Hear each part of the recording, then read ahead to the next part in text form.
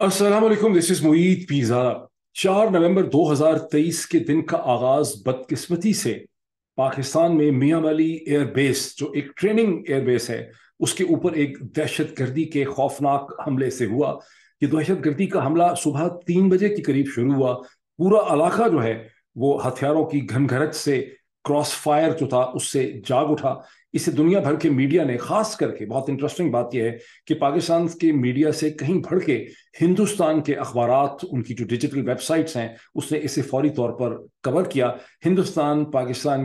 के ज़राए इब्लाग पाकिस्तान के अंदर होने वाली डेवलपमेंट्स पे बहुत गहरी नजर रखते हैं। सुबह 3 बजे के करीब ये झगड़ा शुरू हुआ, ये हमला शुरू हुआ, और कम अज कम भी 4 साढ़े 4 घंटे तक वहां पर फायरिंग का तबादला होता रहा। आईएसपीआर ने, इंटर सर्विसेज पब्लिक रिलेशंस ने, इस हवाले से एक बहुत मुफस्सल प्रेस रिलीज इशू की है, जिसे पाकिस्तान के अंग्रेजी के अखबारात ने बहुत नुमाया तौर पर हेडलाइन के साथ उन्होंने उसे पब्लिश किया है। आईएसपीआर का कहना यह है कि 9 के 9 जो दहशतगर्द हमला आवर थे वो इस हमले में मुलव्वस, वो मारे गए। 3 को तो एयरबेस के पैरामीटर के बाहर ही पिन डाउन कर दिया गया था। 3 जो अंदर दाखिल हुए उन्हें हफाजती हमले ने फौरी तौर पे सराउंड कर लिया था। फिर बाकी कुमक आई और उनका खात्मा कर दिया गया। आईएसपीआर की एक प्रेस रिलीज उर्दू में ये भी कहती है कि उन्हें जहन्नम वासल कर दिया गया। मेरी रिक्वेस्ट है डीजी आईएसपीआर से कि इस किस्म की टर्मिनोलॉजी जो है वो पाकिस्तान की प्रोफेशनल ऑर्गेनाइजेशंस को इस्तेमाल नहीं करनी चाहिए। जो मिलिट्री की प्रोफेशनल टर्म्स हैं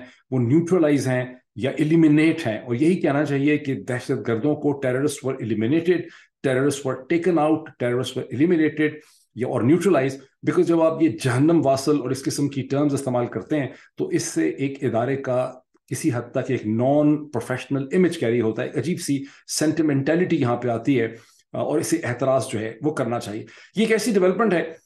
जिसके साथ मुझे ऐसा लगता है, मेरा एनालिसिस और बहुत से लोगों से डिस्कशन करने के बाद, कि एक नई किस्म की रीजनल स्ट्रैटेजी या गेम जो है वो हमारे सामने अनफोल्ड हो रही है, और इस वीलॉग के अंदर मैं इसका एक एनालिसिस आपके सामने लाने की कोशिश करूंगा। इसके अलावा मिलिट्री के ही सर्कल से ये पता चल रहा है कि पाकिस्तान के army chief general Asim Munir जब आज़रबाईजान गए, और जो उनकी प्रेस रिलीज इशू गई कि पहले 1 नवंबर को आज़रबाईजान की सेंट्रल एशियन रिपब्लिक जो है उसकी अहम लीडरशिप के साथ, मिलिट्री लीडरशिप के साथ उनकी मुलाकात हुई। पाकिस्तान के मिलिट्री सर्कल्स का ये कहना है, और मैंने कि 30th एंड 31st अक्टूबर को पाकिस्तान के आर्मी चीफ कोई 1-1.5 दिन के लिए चीन में भी मौजूद थे, जिसे एडमिट नहीं किया गया, जिसकी कोई प्रेस रिलीज एग्जिस्ट नहीं करती, जिसके बारे में कोई कमेंट पाकिस्तान के ज़राए अब्लाग में नहीं पाया जाता। सरप्राइजिंगली इंडिया के ज़राए अब्लाग जो कि पाकिस्तान को बहुत क्लोजली मॉनिटर करते हैं, वहां से भी अपेरेंटली कोई ऐसी खबर जो है वो नहीं निकली। लेकिन जब मैंने ये सुना था तो मैंने चाहा कि उसको वेरीफाई करूं, और 2 डिफरेंट सोर्सेज से जिनका आपस में कोई ताल्लुक नहीं, मैंने उनसे इसको वेरीफाई करने की कोशिश की है। और खबर यही है कि पाकिस्तान के आर्मी चीफ जो हैं वो चीन के अंदर मौजूद थे 1-1.5 दिन के लिए, अहम बातचीत के लिए। उसकी क्या सिग्निफिकेंस हो सकती है, पाकिस्तान के जो ये मिलिट्री सर्कल्स हैं वो इस हवाले से क्या कहते हैं कि पाकिस्तान के आर्मी चीफ को इस तरह से एक कॉन्फिडेंशियल तरीके से चीन क्यों जाना पड़ा, मैं उसके ऊपर भी कुछ इन्फॉर्मेशन आपके साथ शेयर करना चाहूंगा। लेकिन कुछ डेवलपमेंट्स पाकिस्तान की पॉलिटिक्स के हवाले से ऐसी हैं जिन्हें पाकिस्तान के ज़राए अब्लाग ने, मेन स्ट्रीम मीडिया ने, नॉन मेन स्ट्रीम मीडिया ने, ब्लॉगोस्फियर ने बड़े प्रोमिनेंट अंदाज से डिस्कस किया है, और हर जो सेक्शन है मीडिया का उसने इनको एक डिफरेंट तरीके से इनको इंटरप्रेट किया, इनकी डिफरेंट तशरीह की है, डिफरेंट उनकी अहमियत जो है वो सामने लाने की कोशिश की है। एक डेवलपमेंट वो है जहां सुप्रीम कोर्ट पाकिस्तान, जो अब नैब अमेंडमेंट केस के हवाले से, जहां सुप्रीम कोर्ट के एक बेंच का फैसला पहले आया था, अब उसके साथ पास चुके हुकूमत को राइट ऑफ अपील मिल चुका है प्रैक्टिस एंड प्रोसीजर बिल और अमेंडमेंट की वजह से। तो हुकूमत एक अपील लेके आई है नैब के इस अमेंडमेंट कानून के उस फैसले के खिलाफ जो 15 सितंबर 2023 को जनाब outgoing chief justice Umar Ata Bandial साहब के 3 मेंबर बेंच ने किया था। अब उसकी एक अपील सुनी जा रही है। जब वो अपील सुनी जा रही है तो अब से चंद दिन पहले सुप्रीम कोर्ट पाकिस्तान ने उस हवाले से नोटिस इशू किए तमाम पोटेंशियल रेस्पोंडेंट्स को, और चूंकि उसमें वो पिटिशन असल में इमरान खान साहब लेकर आए थे कहीं जुलाई 2022 में, जून जुलाई 2022 में, तो एक नोटिस जो है वो सुप्रीम कोर्ट पाकिस्तान ने फॉर्मर प्राइम मिनिस्टर पाकिस्तान जनाब इमरान खान साहब को अडयाला जेल में डिलीवर करवाया है।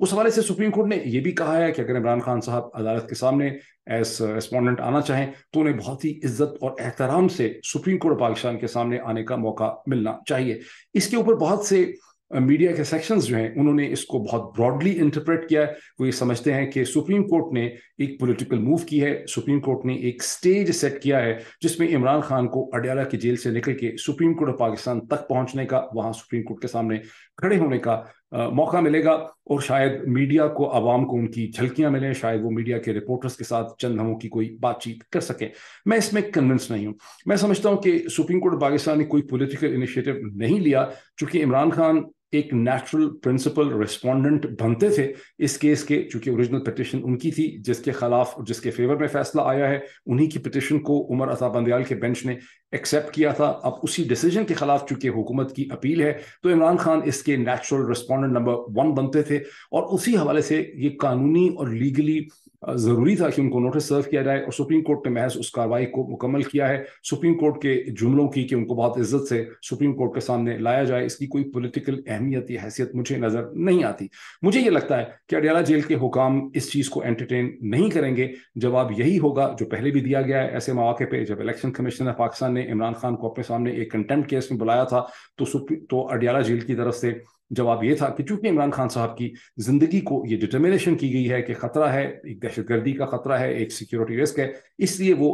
अडयाला की जेल से बाहर निकल के इलेक्शन कमीशन के ऑफिस तक नहीं जा सकते। मेरा ये ख्याल है, मेरा ये इस्तदलाल है, मेरा ये एनालिसिस है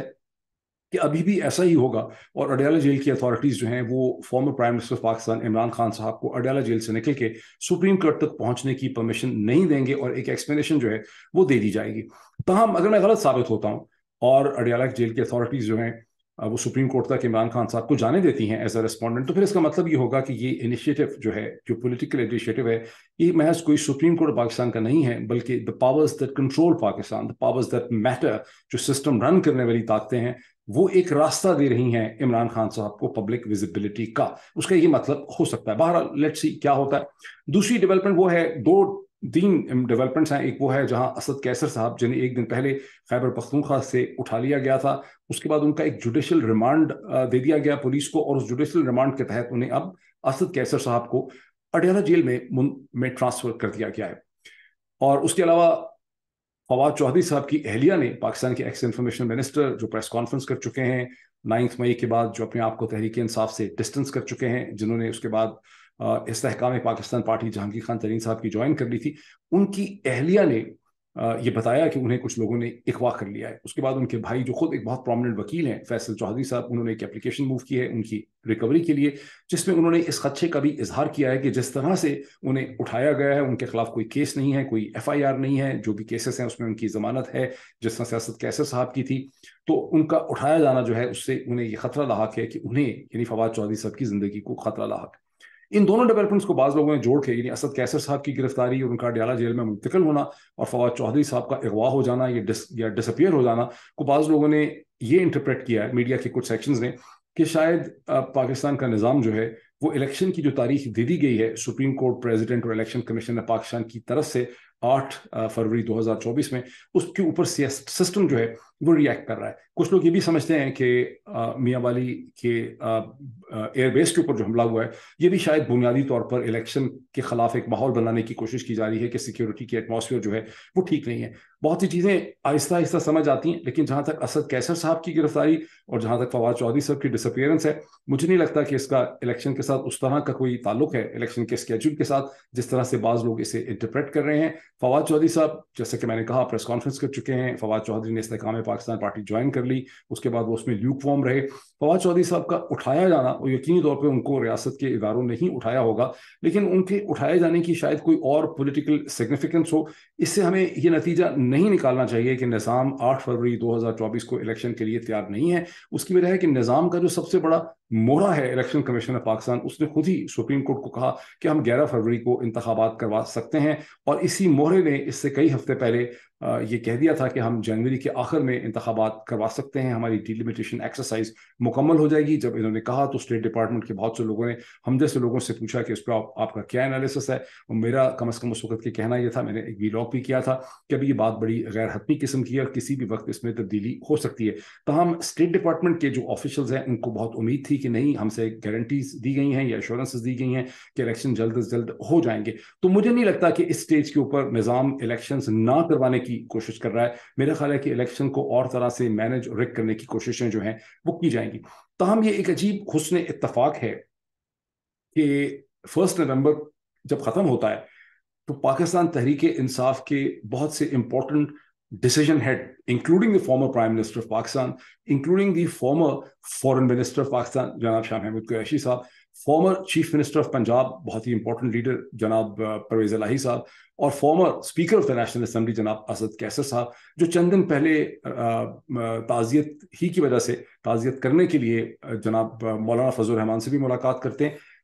آن 1 نومبر یہ سارے کے سارے اڈیالہ کی جیل میں اب اکٹھے ہو جاتے ہیں. اگر اسے کوئی ہم اسپیکولیٹ کریں یا ڈاٹ کنیکٹنگ کریں تو شاید اس کا ایک مطلب یہ بھی ہے کہ چودھری نظام الدین ان 4-5 لیڈروں کو یہ موقع دے رہا ہے کہ یہ آپس میں کوئی میٹنگ کر سکیں, کوئی پولیٹیکل کنسنسس کر سکیں, سر جوڑ سکیں, مستقبل کے حوالے سے, الیکشن کے حوالے سے, کسی ممکنہ چیزوں کو بہتر کرنے کے حوالے سے آپس میں کوئی صلاح مشورہ جو ہے وہ کر سکیں. لیکن بہرحال ونس اگین یہ تو وقت ہی ثابت کرے گا کہ کیا صورتحال ہے.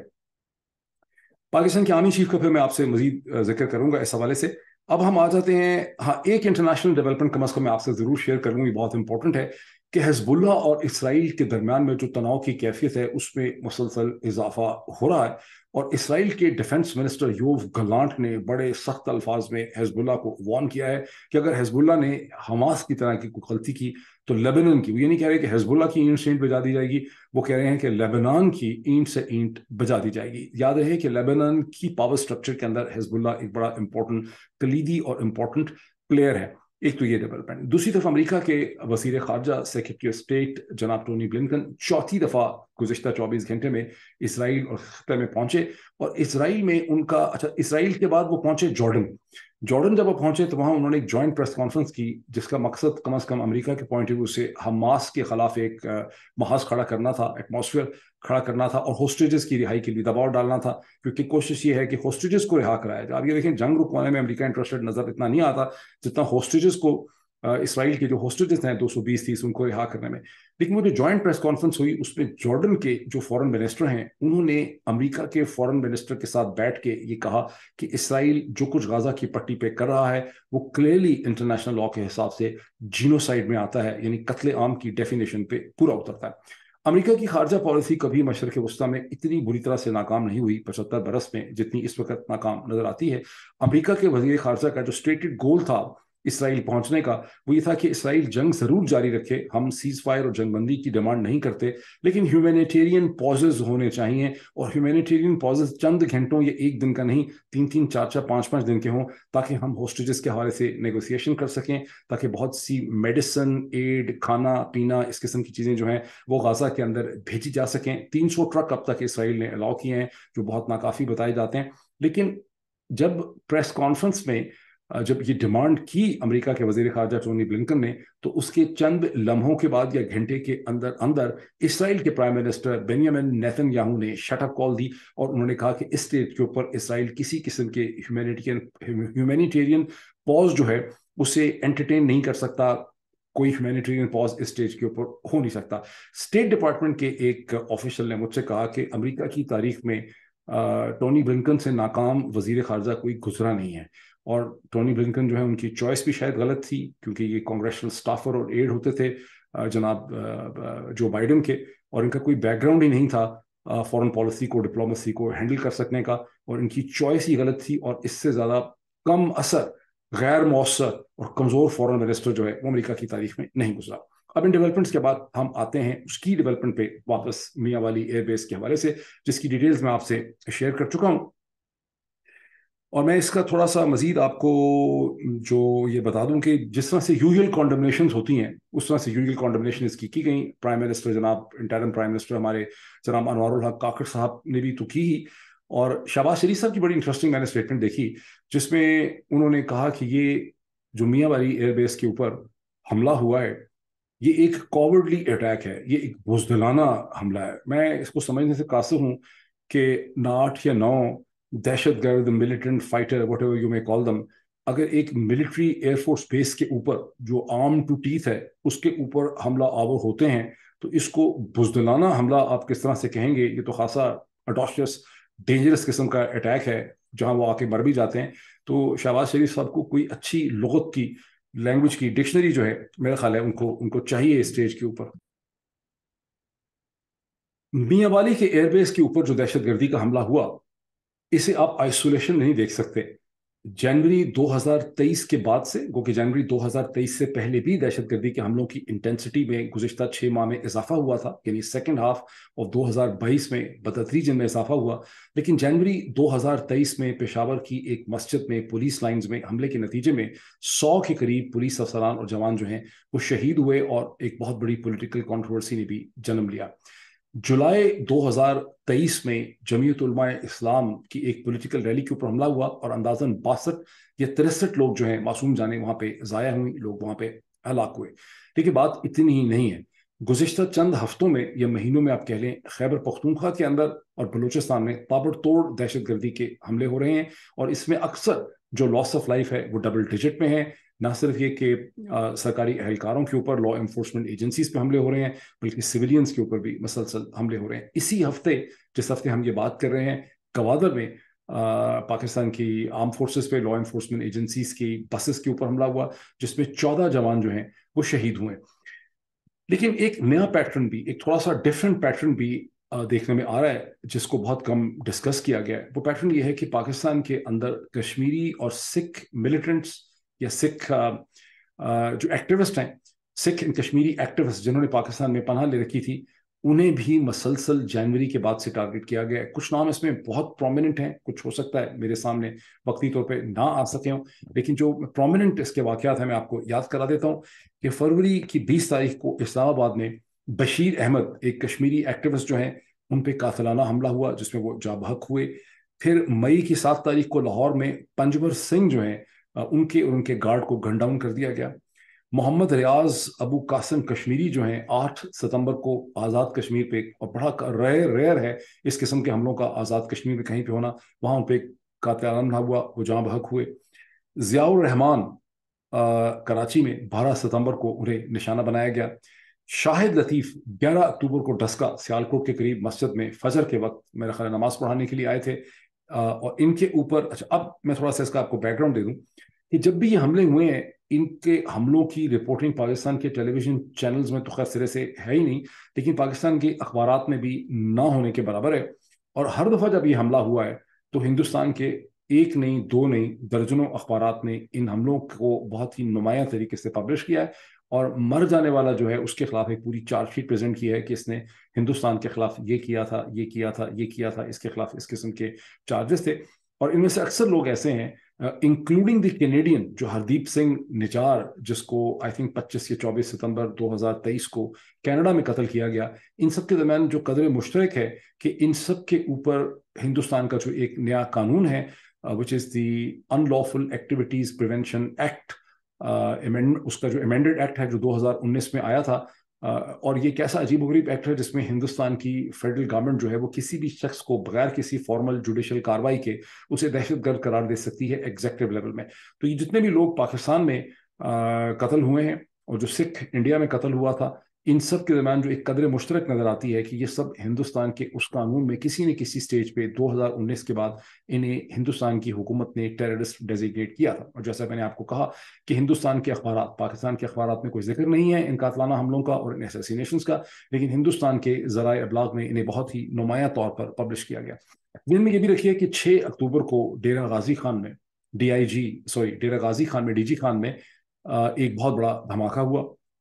6 اکتوبر 2023 کو، جس کے بارے میں بہت خوف و ہراس تھا. ہندوستان کے اخبارات نے فوری طور پہ یہ دعویٰ کر دیا کہ وہاں پاکستان کا نیوکلیئر یا اٹامک سینٹر کی کچھ فیسلٹیز ایگزسٹ کرتی ہیں اور یہ دھماکہ جو ہے شاید اس کا ان سے تعلق ہے. تاہم وہاں کے کمشنر جاوید محمود صاحب نے ایک ویڈیو میسج ایشو کیا جس میں انہوں نے کہا کہ انہیں یہ سمجھ ہے، انہیں اب تک یہ پتا ہے کہ یہ پاکستان ایئر فورس کے جہازوں نے سونک بوم یا ساؤنڈ جو بیریئر ہے اس کو بریک کیا ہے، جس کی وجہ سے یہ، اور اس کی مزید ڈیٹیلز بھی سامنے آئیں گی، اور یہ دھماکہ اس حوالے سے تھا. تاہم جو عینی شاہد ہیں بتاتے ہیں کہ پولیس کی اور ڈسٹرکٹ ایڈمنسٹریشنز کی بہت سی گاڑیوں کو ایک طرف دوڑتے ہوئے دیکھا گیا، انٹرنیٹ کئی گھنٹوں کے لیے بند ہو گیا، اور ساؤنڈ بیریئر کے نتیجے میں اس قسم کی ایکٹیویٹی نہیں ہونی چاہیے تھی. وہاں کیا ہوا، توقع یہ تھی کہ اگر ساؤنڈ بیریئر ہی بریک ہوا ہے تو پاکستان ایئر فورس اس حوالے سے ایک پریس ریلیز ایشو کر سکتی ہے. پاکستان ایئر فورس ایک بہت ہی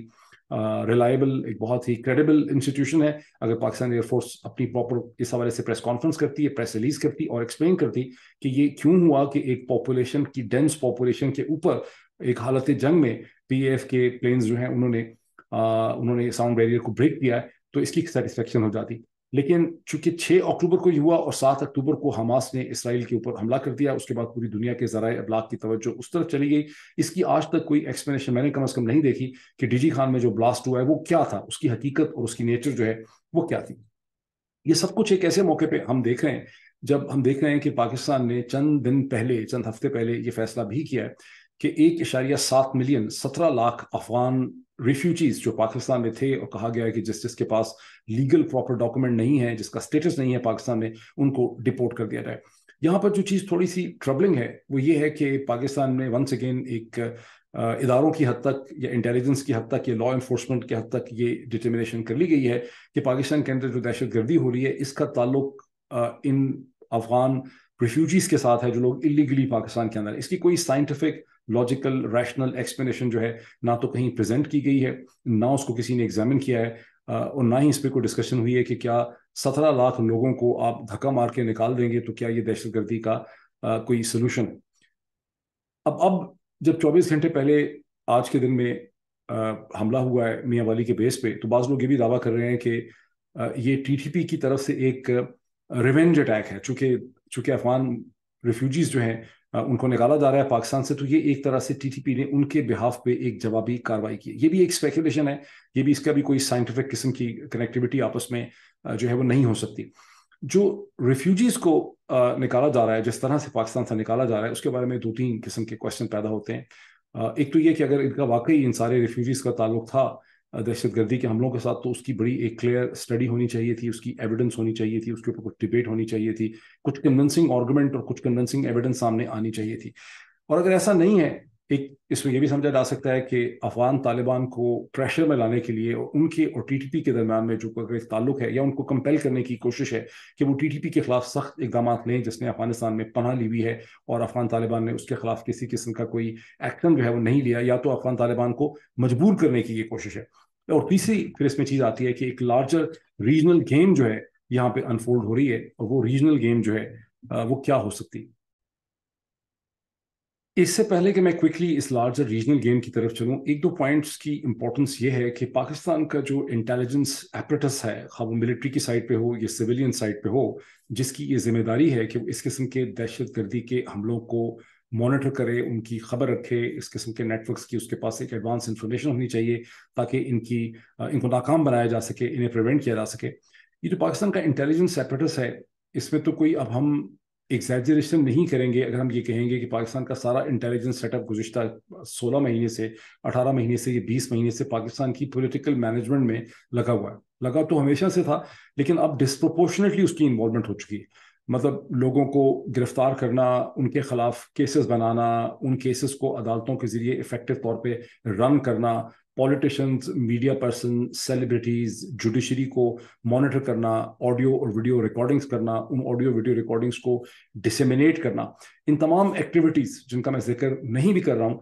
इनको जब आप देखते हैं तो आपको ये बात समझ आती है कि पाकिस्तान की रियासती जो इंटेलिजेंस एपरेटस है उसको बिल्कुल एक गलत डायरेक्शन के अंदर जो है उसको फंसा दिया गया है। फॉर इंस्टेंस अभी मियां वाली के बेस के ऊपर जब दहशतगर्दी का हमला हुआ है तो आपको क्लियरली डेफिनेशन समझ आती है कि दहशतगर्दी का हमला किस किस्म का होता है। लेकिन इससे पहले जो पब्लिक के प्रोटेस्ट थे, जिन्हें ऑर्केस्ट्रेट किया गया, एक्सप्लॉइट किया गया, मैनिपुलेट किया गया, अपने लोग उसके अंदर एंटर कर दे, वहां हजारों लोगों को दहशतगर्दी के कवानीन के तहत बुक कर लिया गया, और यूं रियासत के ढांचे के पास दहशतगर्दी के कवानीन की जो लॉज उसके पास थे, उन लॉज को मिसयूज किया गया। उसका नतीजा ये निकला कि वो सारा का सारा जो लीगल एपरेटस है, जो एडमिनिस्ट्रेटिव और लीगल एपरेटस स्टेट ने बनाया था दहशतगर्दी का मुकाबला करने के लिए, उससे बेवकूफ़ी से गैर दानिशमंदाना इकदाम के जरिए उसे कमजोर कर दिया गया। अब आ जाते हैं हम इस रीजनल गेम की तरफ, जिसमें बाज़ लोगों को बहुत ज़्यादा परेशानी। इन तमाम हालात को जो अनफोल्ड हो रहे हैं विज़ा विज़ अफगान तालिबान, काबुल की हुकूमत, TTP, दो किस्म की ऑप्शंस लोग समझते हैं कि पाकिस्तान के सामने